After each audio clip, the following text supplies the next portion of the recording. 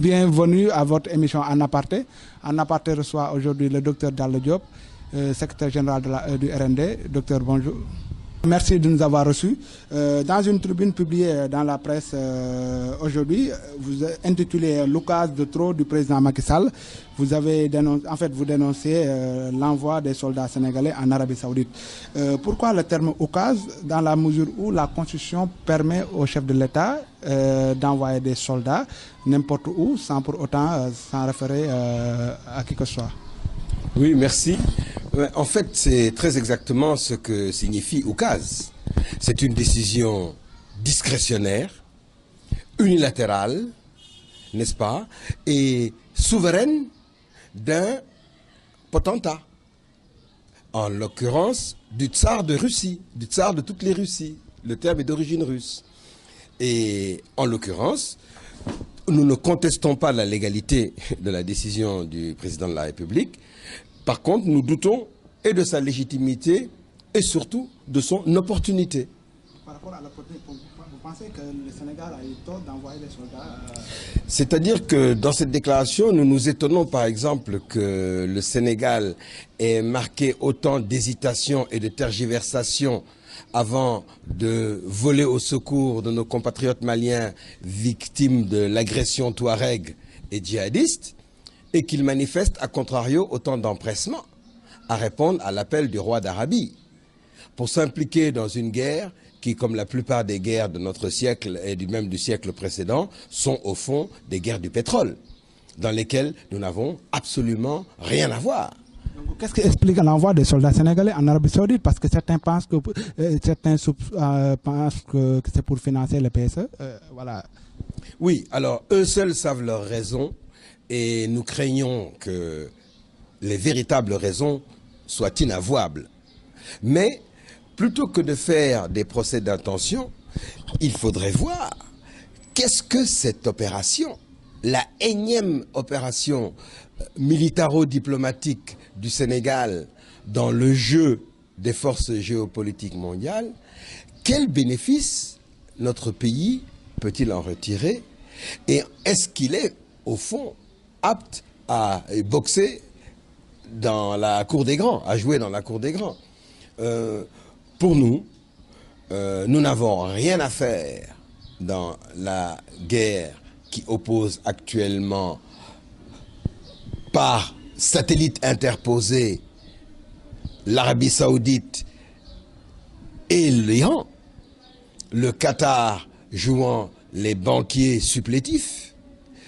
Mais ce que nous sommes obligés de dénoncer, c'est que ceux au secours de qui nous sommes censés voler, soi-disant pour protéger les lieux saints de l'islam, ce qui est une tromperie, n'est-ce pas? Je le considère même comme une insulte.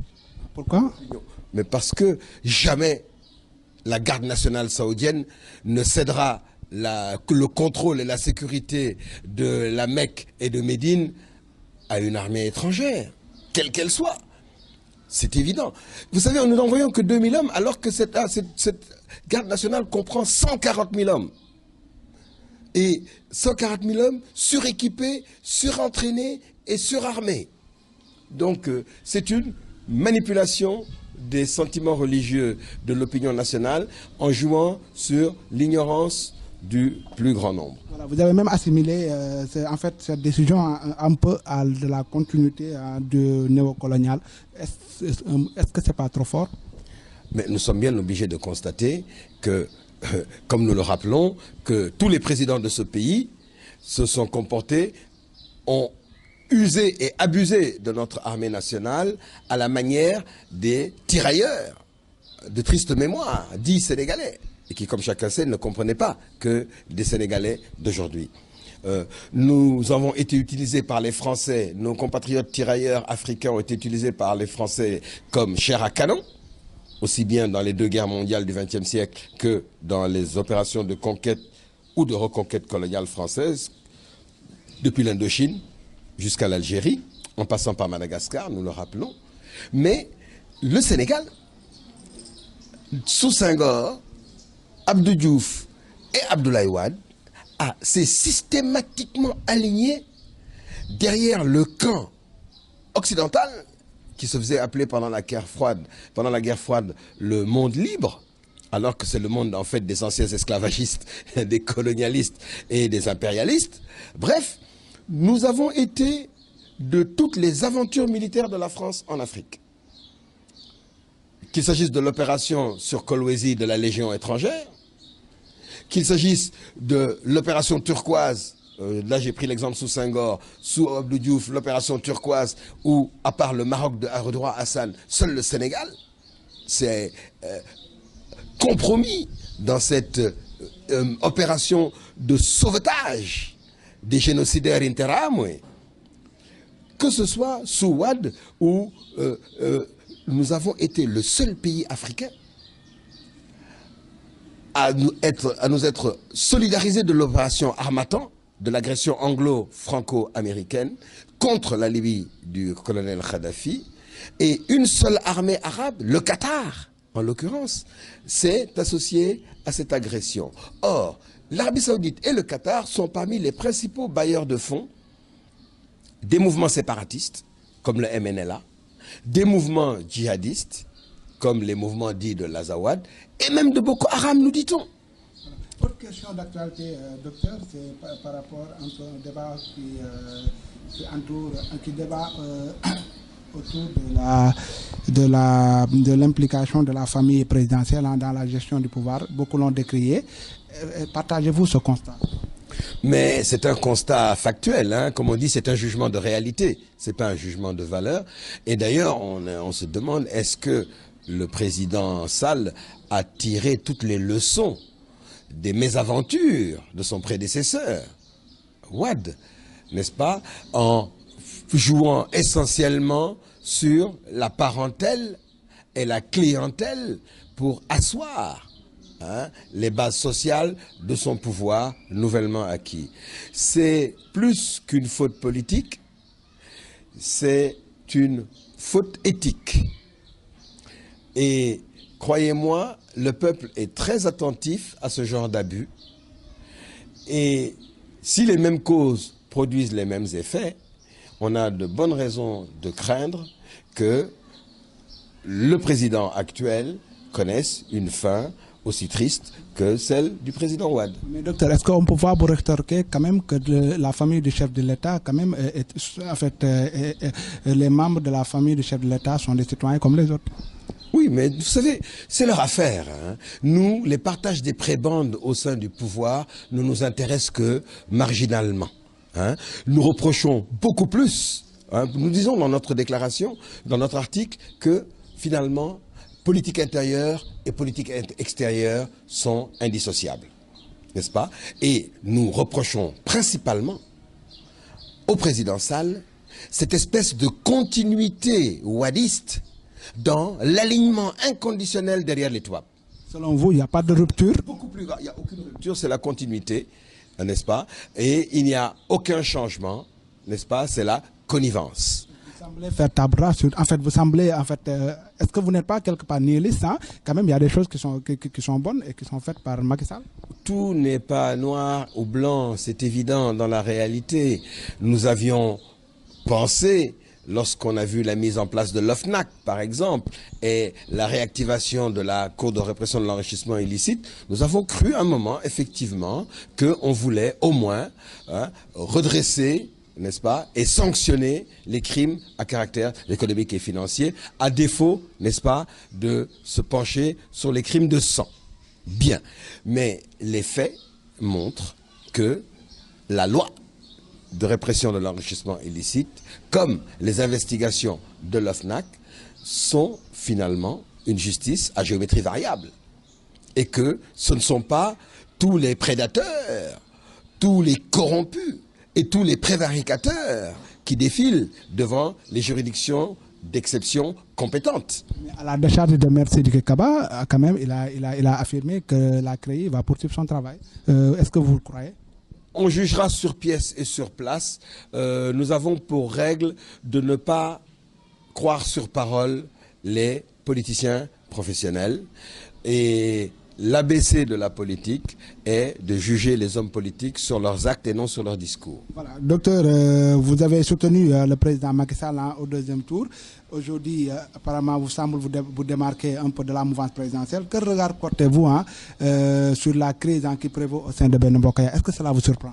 Alors, nous avons quitté Benno Bokk Yakaar dès le lendemain de l'achèvement de sa mission, puisque, comme vous le savez, Benno Bokk Yakaar est une coalition, deux coalitions, qui n'a d'entre les deux tours, exactement comme le FAL de la première alternance, mais qui, à la différence du FAL, n'avait même pas un embryon de programme ou d'objectif défini.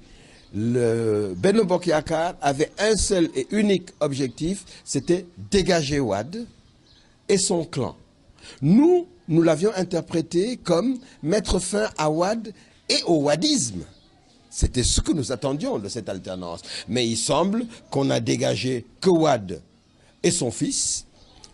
On a même absous sa femme et sa fille, pour ne rien dire des autres membres de son gang. Et Dieu seul sait qu'il y a des gangsters dans l'entourage immédiat de Wade qui courent encore librement dans le pays, et que le système Wade n'a pratiquement pas été éradiqué, même si la CNRI, sur commande du président de la République, nous a préparé un projet de refondation d'un État démocratique, véritablement démocratique, souverain et républicain. Mais vous voyez également comment la mise en œuvre des conclusions de la commission du président Mbow donne lieu à toutes sortes de controverses. Nous y reviendrons, docteur, mais quand vous parlez de gangsters, à qui faites-vous allusion? Je ne veux pas citer de nom. C'est une bande de gangsters qui s'était emparée de notre pays pendant 12 ans. Tout le monde le sait, les noms sont connus. Je prenais ne serait-ce que la liste des hommes que l'ex-procureur spécial Aliou Ndao s'apprêtait à convoquer quand il a été destitué en pleine audience. Donc vous pensez qu'il y a quand même une dizaine de noms qui étaient sur sa liste. Et ce ne sont que les plus connus, les plus flagrants. Mais je vous dis, c'était toute une bande de gangsters qui a sévi pendant plus d'une décennie. Vous pensez qu'il y a une politisation un peu de la traque des biens mal acquis? Je vous dis qu'on connaît les prédateurs et on ne sévit pas contre tous les prédateurs. Il ne peut pas y avoir deux poids et deux mesures dans une justice véritablement républicaine. Docteur, on revient à la crise au sein de Benno. L'APR et certains de ses alliés en sont à côté tirés par rapport à certains points, surtout le référendum. Il y a le Parti socialiste qui demande à ce que le référendum soit tenu en 2015 et non en 2016. Par rapport à ce débat, qu'est-ce que vous en pensez? Ce débat ne nous concerne pas.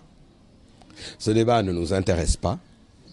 Nous savions depuis le lendemain de la deuxième alternance que le chef de l'État entendait reporter aux calendes sénégalaises la refondation institutionnelle. Pour la bonne et simple raison que cela a été dit publiquement devant témoins. Donc, peu importe le moment où il procédera à cette réforme, si des réformes il y a, parce que je vous rappelle, et ça me semble beaucoup plus important, même si tout le monde fait semblant de faire l'impasse dessus, la refondation des institutions de la République sénégalaise ne se réduit pas à la question de la durée du mandat présidentiel. La question est autrement plus vaste et plus profonde que l'alternative quinquennat ou septennat. C'est quoi la question profonde? La question de fond posée par les assises nationales et résolue par la CNRI est celle des principes et des modalités d'une démocratie participative fondée sur la séparation et la stricte égalité des trois pouvoirs. Aucun pouvoir ne pouvant avoir la prééminence sur l'autre. Le Parlement vote les lois, le gouvernement les applique et la justice vérifie que tout est conforme à la loi. Quand le chef de l'État déclare qu'il en prendrait ce qu'il en jugera bon, voilà. Vous en dites quoi? Il usurpe la souveraineté du peuple, parce que ce n'est pas son bon plaisir, ni son bon vouloir, ni son bon jugement qui sont déterminants pour l'avenir du Sénégal, mais le bon plaisir, le bon vouloir et le bon jugement de la majorité des Sénégalais.